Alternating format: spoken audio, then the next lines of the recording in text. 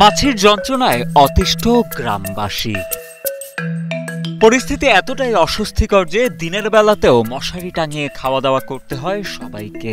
এই মাছি আমাদের অতৃষ্ণা ধরা দিচ্ছে, হয় বাড়ি ছেড়ে চলে যেতে হবে, মাছি থাকবে না আমরা থাকবো।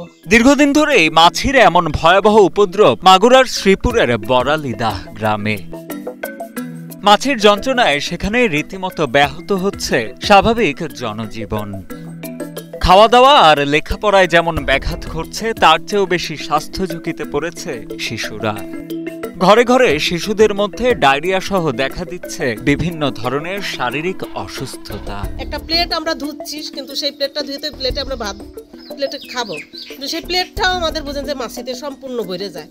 এক সেকেন্ড মাছির জন্য আমরা কোনো পরিবেশ মতো কোনো আমাদের খাওয়া যে খাবো তা না। এইখানে এত পরিমাণ মাছি হয়েছে এই মুরগির জন্য, যার জন্য আমরা রাত্রেও ঠিক মতো খাইতে পারি না, সকালেও খাইতে পারি না, দুপুরেও খাইতে পারি না। স্থানীয়দের অভিযোগ, পার্শ্ববর্তী একটি মুরগির খামার থেকেই মাছির এমন অস্বাভাবিক উপদ্রব। তারা জানান, সেই খামারে হাজারো মুরগির বিষ্ঠা থেকে মাছি ছড়িয়ে পড়ছে গোটা গ্রামে। মাছির এমন উপদ্রব আশেপাশের লোকালয়ের মানুষের কাছেও অসহনীয় পর্যায়ে পৌঁছে গেছে।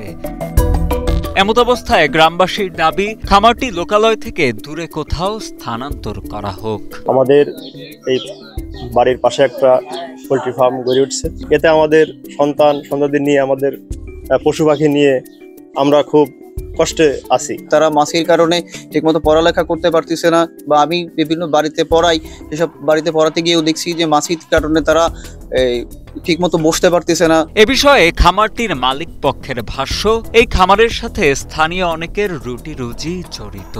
খামার থেকে পাওয়া মজুরি বা পারিশ্রমিকেই চলে অনেক কর্মচারীর সংসার। তাই মাছির উপদ্রব কমাতে যথাদ্রুত সম্ভব কার্যকরী পদক্ষেপ গ্রহণের আশ্বাসও দেন তারা। এখান থেকে অনেক পরিবারগুলো চলে এবং এখানে আমরা চেষ্টায় আছি তারপর থেকে যে মাছিটা কমানোর জন্য, এবং আমরা আশা করি খুব দ্রুত নিরসন করতে পারবো। এদিকে স্থানীয় এক জনপ্রতিনিধি জানান, মাছির যন্ত্রণায় গ্রামবাসীর জনজীবন বিপর্যস্ত হওয়ার বিষয়টি সম্পর্কে অবগত আছেন তিনি। বিষয়টি যথাশীঘ্রই সমাধান করার লক্ষ্যে কাজ করছেন বলেও জানান এই জনপ্রতিনিধি। অভিযোগ এই জায়গা পোল্ট্রি ফার্ম করলে পারে আমাদের মাছির যন্ত্রণা থাকতে পারি না, আমাদের স্বাস্থ্যের ক্ষতি হচ্ছে। আমরা এই জায়গা পোল্ট্রি ফার্ম করতে দিদি না ইচ্ছুক, মালিক পক্ষ এবং গ্রামবাসী উভয় ডাকে শোনার পরে দেখলাম যে আসলে আমি একটা টিম তৈরি করি, টিমটা পাঠাইছিলাম ওখানে। ওরা এসে বললো যে মাছি আসে, তবে তেমন বেশি না। আর এরপরে আমি একটা প্রতিবেদন লিখি, সেই প্রতিবেদন লিখছি যে বাচ্চাগুলি মালিক পক্ষ উঠেছে, এই বাচ্চাগুলি পালন করে আর নতুন করে কোনো বাচ্চা তুলতে পারবে না।